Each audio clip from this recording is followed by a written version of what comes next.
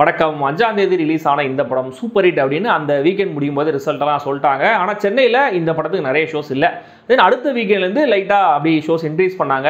ஆனால் அப்போ தான் நம்மளோட இண்டஸ்ட்ரியில் அடுத்தடுத்து படமாக ரிலீஸ் பண்ணி தள்ளிகிட்டே இருந்தாங்க இல்லையா. ஸோ அதனால் அப்பவும் இந்த தெலுங்கு படத்தை பார்க்க முடியல. கிட்டத்தட்ட 2 வாரங்கள் கழிச்சு நேற்று தான் இந்த படத்தை பார்க்க முடியுது. ஃபீனிக்ஸ் மாலில் இந்த ஐநாக்ஸ் லக்ஸில் ஒரு சின்ன ஸ்க்ரீன் தான். ஆனால் அந்த வீக் டே நூன் ஷோவுக்கு 30-40 பேர் வரதே பெரிய விஷயன்ற மாதிரி தான் நான் நினைக்கிறேன். அதில் பல பேர் படத்தை ஆல்ரெடி பார்த்தவங்க திரும்ப வைப் பண்ணுறதுக்காக வந்துருக்காங்கன்ற மாதிரி புரிஞ்சுக்கிட்டேன். அந்த அளவுக்கு இந்த படம் சூப்பராக இருந்துச்சு அப்படின்னு யோசிக்கிறீங்க இல்லையா? சொல்கிறேன்.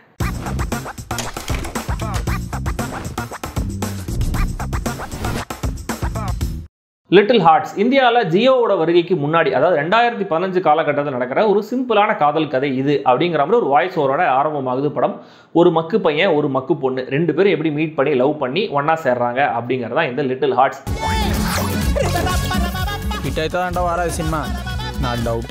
மக்கு பையனா மௌலி தனுஜ் பிரசாத் ஒரு யூடியூபர். கடந்த சில வருஷங்களாக யூடியூப்ல அவரோட சேனலில் நிறைய ஸ்கிட்ஸ் அவர் போட்டிருக்காரு. அந்த எக்ஸ்பீரியன்ஸ் அவருக்கு இந்த ரோலை எஃபர்ட்லெஸ்ஸாக போர்ட்ரே பண்ண உதவி இருக்கு. டயலாக் டெலிவரி, ஹியூமரில் செம்ம டைமிங்னு நல்ல காமெடி பண்ணக்கூடிய நடிகர்களுக்கு தேவையான முக்கியமான குவாலிட்டிஸை டிக் பண்ணியிருக்காரு. சூப்பராக பண்ணியிருக்காரு. ஹீரோயின் காத்யாயினியா சிவானி செம்ம காஸ்டிங் சாய்ஸ், பர்ஃபெக்டாக இருக்காங்க. ரொம்ப நல்லாவும் நடிச்சிருக்காங்க. லீட் பேர் 2 பேருமே ரொம்ப ஈஸியாக நம்மளோட கனெக்ட் ஆயிடுறாங்க. அவங்களுக்கான காட்சிகள் ஸ்வீட்டாக இருக்குங்கிறத தாண்டி 2 பேருமே ரொம்ப இயல்பாக ஒரு பேர் மாதிரியே தெரியுறாங்க. இதெல்லாம் ஆக்சுவலாக ஒரு வகையில் மேஜிக் தான். ஏன்னா பிளான் பண்ணாலும் இதெல்லாம் வராது. செகண்ட் ஹாஃபில் ஒரு சீனில் சிவானி பேசுகிற டைலாக்ஸுக்கெல்லாம் தியேட்டரில் விசில் பறக்குது. கோச்சிங் சென்டர், எம்செட் ட்ரைனிங், பானிபூரி கடை, ஜியோவுக்கு முந்தின காலகட்டத்தில் கம்யூனிகேஷனில் இருந்த தடைகள் சிக்கல்கள் என்ன, இன்டர்நெட்டை பசங்க யூஸ் பண்ணுற விதம், பாகுபலி கனெக்ஷன்னு ஒரு லிவ்ட் இன் ஃபீல் இந்த ரைட்டிங்கில் இருக்குது. இந்த சிம்பிளான உலகத்தில் ஒவ்வொரு கேரக்டரையும் எழுதின விதத்தில் செம்மையாக ஸ்கோர் பண்ணியிருக்காரு இயக்குனர். ஹீரோவுடைய அப்பாவா ராஜீவ் கனகாலா, அம்மாவா வர அனிதா, ஹீரோயினோட அம்மா அப்பா, பர்டிகுலராக ஹீரோடைய ஃப்ரெண்ட்ஸாக வர ஜெயகிருஷ்ணா, நிக்கில் எல்லாருமே சூப்பர். இதை ஜெயகிருஷ்ணா கலக்கியிருக்காரு. படம் முழுக்க அங்கங்கே இவர் அடிக்கிற ஒவ்வொரு கவுண்டரும் சிரிக்க வைக்குது. செம்ம டைமிங் அண்ட் டெலிவரி. தம்பி கேரக்டர் குட்டி பையனை வச்சும் பயங்கரமாக கலட்டா பண்ணியிருக்காங்க. கடைசி வரைக்கும் அந்த கேரக்டர் கொண்டு வந்து சூப்பராக ஜாலி பண்ணியிருக்காங்க. இன்னும் சில விஷயம் கூட இந்த படத்தில் இருக்குது. ஆனால் அதெல்லாம் நீங்கள் படம் பார்த்து தெரிஞ்சுவாங்க. உண்மையை சொல்லணும், இந்த படத்துடைய ஃபர்ஸ்ட் ஹாஃப் முடிகிற வரைக்கும் எனக்கு அவ்வளோ சாட்டிஸ்ஃபைங்காக பெரிய பயங்கரமான காமெடி பண்ணுற மாதிரிலாம் தெரியல. சில சிச்சுவேஷன், சில கவுண்டர் டைலாக்ஸ், சில ரியாக்ஷன்ஸ் சிரிக்க வச்சுது.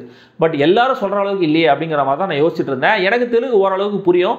ரொம்ப வேகமாக பேசுகிற வசனங்கள் இல்லை அவங்க ஊர் அந்த லோக்கல் ஸ்லாங்கில் வசனம் வரும்போது சப்டைட்டில்ஸ் உதவியோட லைட்டாக புரிஞ்சிக்க முடியும். பட் இந்த படத்துடைய சப்டைட்டில்ஸ்லாம் இந்த மெயின் டைலாக்ஸுக்கு மட்டும்தான் வச்சிருக்காங்க. இம்ப்ரவைஸ் பண்ணி டப்பிங்கில் சிலலாம் போட்டிருப்பாங்க இல்லையா. ஸோ ஒவ்வொரு சீன் ஷார்ட் முடியும் போதும் வர அந்த பஞ்சஸுக்கெல்லாம் கலாய் டைலாக்ஸுக்கெல்லாம் சப்ஸ் இல்லவே இல்லை. இதனால் ஃபர்ஸ்ட் ஹாஃபில் நிறைய இடங்களில் சுற்றி இருக்கிறவங்க சிரிக்கிறத மட்டுமே கவனிக்க வேண்டியதாக போச்சு. ஒன்ஸ் செகண்ட் ஹாஃப் ஆரம்பிச்ச அப்புறம் தான் அடுத்தடுத்து காமெடிக்கான காட்சிகள் வரிசை கட்டி வருது.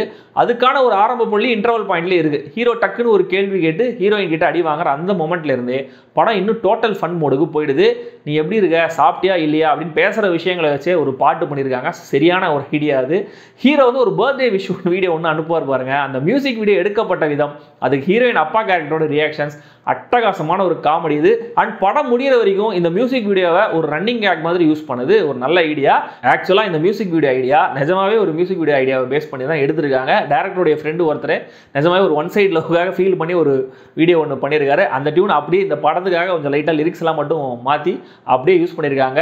அந்த பாட்டு இப்போ பயங்கர வைரல் ஆயிடுச்சு. தென் தொடர்ந்து செகண்ட் ஹாஃபில் ஹீரோயின் ஃப்ரெண்டு கேரக்டரை ஹெல்ப் கேட்குற சீன், அது பேச பேச விஷுவலாக வர விதம், ஃபோன் நம்பர் மாற்றி கொடுக்குற அந்த மேட்டரை செகண்ட் ஹாஃபில் யூஸ் பண்ண விதம்னு ஸ்மார்ட்டான ரைட்டிங் பேக் பண்ணுறதுனால ஹியூமர் எல்லாமே பர்பஸ்ஃபுல்லாகவும் இருக்குது, ஃபன்னியாகவும் இருக்குது. இந்த பேலன்ஸை சிறப்பாக மெயின்டைன் பண்ணதில் தான் இயக்குனர் சாய் மார்த்தாண்டுக்கு இவ்வளோ பெரிய சக்ஸஸ் கிடச்சிருக்குன்னு நினைக்கிறேன். அண்ட் இந்த மொத்த படமும் ஹியூமர் மட்டும் இல்லை, இவங்க 2 பேர் லவ் சொல்லப்பட்ட விதத்தில் ஒரு ஸ்வீட்டான இன்னசென்ஸ் இருக்குது. பார்க்க ரொம்ப அழகாக இருக்குது. பார்க்குற எல்லாருக்கும் அது ஏதோ ஒரு வகையில் ரிலேட் ஆகும். அல்லது ஆஹா இப்படி நமக்கு நடந்தால் எப்படி இருக்கும் அப்படின்ற மாதிரி யோசிக்க வைக்கும். அந்த லெவலில் ரொம்ப கிரவுண்டடாக, ஹோப்ஃபுல்லாக, பாசிட்டிவாக கொண்டு போயிருந்தாங்க. ரொம்ப சாட்டிஸ்ஃபைங்காகவும் இருந்தது. இந்த கத்தார்டிக்கான ரைட்டிங்கும் படத்துடைய வெற்றிக்கு இன்னொரு முக்கியமான காரணம். சினிமாட்டோகிராஃபி ரொம்ப ஸ்மூத். சிஞ்சித் எர்ராமல்லியோடைய மியூசிக்கு ஒரு ஸ்பெஷல் மென்ஷன். பாடல்கள், பின்னணி இசைன்னு 2 விதத்துலையுமே படத்தை பர்ஃபெக்டாக சப்போர்ட் பண்ணியிருக்காரு.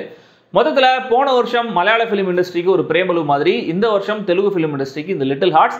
இன்ஃபேக்ட் ஸ்ட்ராங்கான லீட் கேரக்டர்ஸ், அவங்களுக்குள்ள சூப்பரான கெமிஸ்ட்ரி, ஹீரோவை பல இடங்களில் மிஞ்சுற ஃப்ரெண்ட் கேரக்டர், அவர் அடிக்கிற கவுண்டர்ஸ்னு பிரேமலுவுக்கும் இதுக்கும் நிறைய பேரல்ஸ் டெரைவ் பண்ண முடியும். உங்களுக்கு அது மாதிரி ஏதாவது தோணுச்சா அப்படிங்கிறத கமெண்ட் சொல்லுங்கள். இந்த படத்தை பார்க்கணும்னு நினைக்கிறவங்க சென்னையில் தியேட்டர்ஸில் பார்க்கலாம். சப்டைட்டில்ஸோட தான் ஓடுது. ஆனால் சுமாரான சப்டைட்டில்ஸ் தான்.